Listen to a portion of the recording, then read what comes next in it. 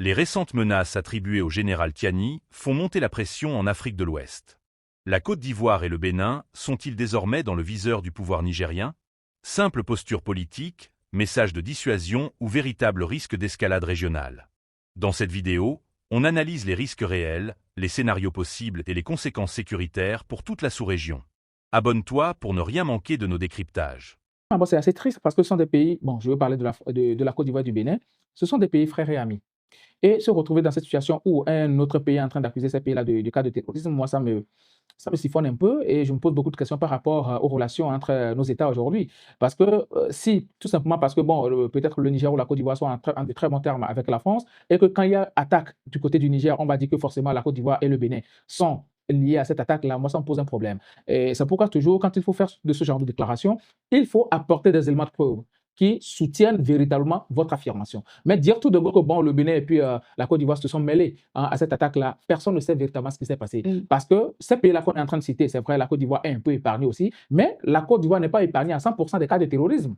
Au nord, un peu partout, je me souviens notamment du cas de Bassam, mais il y a toujours de ce genre de cas de terrorisme en Côte d'Ivoire. La Côte d'Ivoire n'est pas épargnée. Et le Bénin, n'en parlons même plus. Le Bénin a toujours été attaqué, le Bénin a subi une succession d'attaques ces derniers temps. Le Bénin, à quel moment le Bénin va aller s'attaquer à un pays comme le Niger, un pays premier partenaire économique d'ailleurs du port de Cotonou? Mais pensez-vous que le président... Moi, je dis, ces accusations, ça ne crée pas de l'harmonie entre nos États et ça crée beaucoup plus de tensions. Mais pensez-vous qu'un président pourrait accuser d'autres présidents s'il n'a pas de preuves?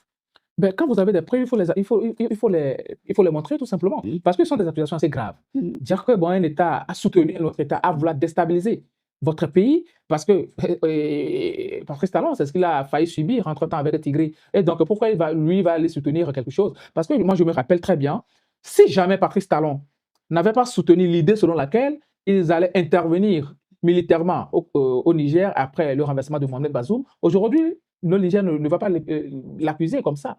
Mais pratiquement, le Niger et puis le Burkina Faso, à chaque moment qu'il y a attaque, à chaque moment qu'il y a quelque chose dans leur pays, ils accusent ou bien ils pointent du doigt le Bénin, ils pointent du doigt la Côte d'Ivoire. Ce sont des chefs d'État, bien sûr. C'est pourquoi, d'ailleurs, parce que ce sont des chefs d'État, qu'ils ne doivent pas faire des accusations gratuites comme ça. La France, le capitaine Ibrahim Traoré avait dit qu'il détenait des preuves. Hein. Il avait dit qu'il détenait des preuves qu'il n'a jamais montrées. Jusque-là, pensez-vous qu'il devrait les montrer? Mais bien sûr, si vous avez des preuves, pour votre propre crédibilité d'abord, ben, il faut montrer ces preuves-là. Parce que déjà, les chefs d'État doivent savoir quelque chose. Quand vous accusez des autres pays et autres, ce n'est pas le pays que vous êtes en train d'accuser. Ce n'est pas le président que vous êtes en train d'accuser. Ce n'est pas entre vous, président, qu'il y a des frictions. C'est beaucoup plus parmi les populations. Et ce sont les populations qui travaillent en collaboration pour faire développer les pays. Si aujourd'hui, les Burkinabés ont peut-être peur des Béninois, ben, les deux pays, ce sont les deux pays qui sont en train de perdre économiquement. Si aujourd'hui le Niger accuse le Bénin au point de ne pas vouloir ouvrir ses frontières terrestres, ben, ce sont les deux pays qui sont en train de perdre, puisqu'il y a de l'interaction commerciale entre les deux pays à chaque moment. Donc, cette situation pour moi qui est très compliquée, il fallait aller beaucoup plus avec la diplomatie dans ce genre de choses et savoir ce qu'il faut dire. Je ne dis pas que Tiani est en train de mentir, mais ce sont des déclarations assez fâcheuses qu'il ne fallait pas faire selon moi. Mais puisque ce n'est pas la première fois. Mais... Oui, à chaque moment, ils accusent. Mais c'est aussi une manière de se dédouaner. Parce qu'à un moment donné, vous êtes là pour une principale cause, lutter contre le terrorisme. Et vous avez accusé le Bénin d'un certain nombre de choses. Le Bénin s'est dit, OK, il n'y a pas de problème, on accepte. Et puis, vous avez fermé votre frontière. Si vous fermez votre frontière et que le Bénin a encore la capacité aujourd'hui de faire entrer des individus pour faire des attaques terroristes, ça veut dire que votre système sécuritaire a des problèmes.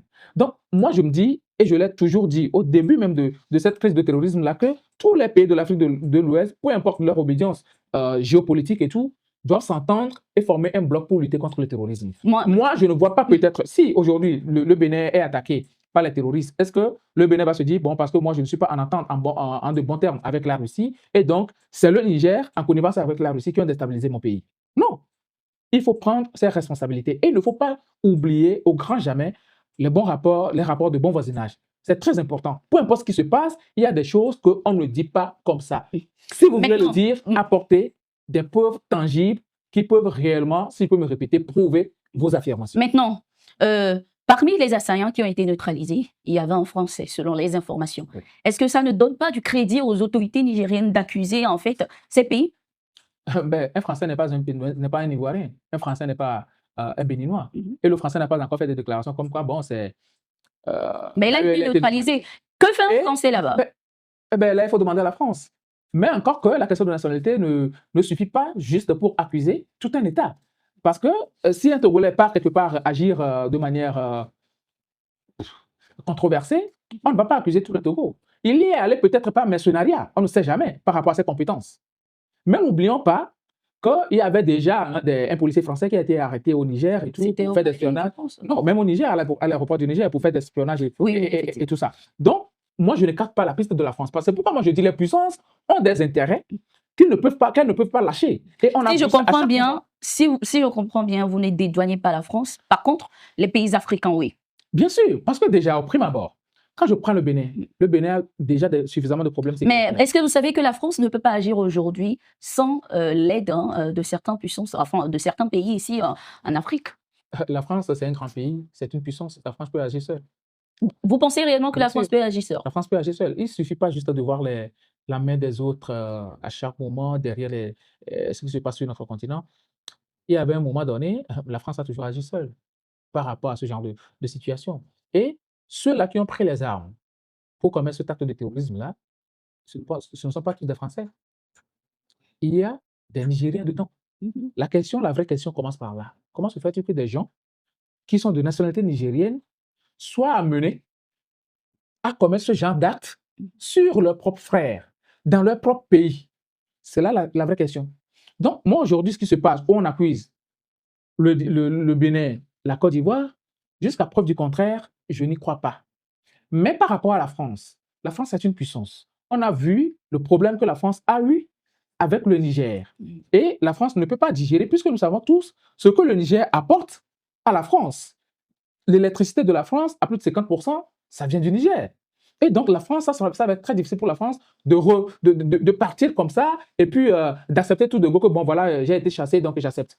Ce n'était pas une relation, ou bien, oui, une relation gagnant-gagnant entre la France et le Niger. C'était beaucoup plus une relation de dominant à dominer. Mais maintenant, Tiani a changé la donne en naturalisant, ou bien en nationalisant l'uranium du Niger et d'autres ressources minières du Niger. Et même aujourd'hui, le Niger va exploiter du pétrole.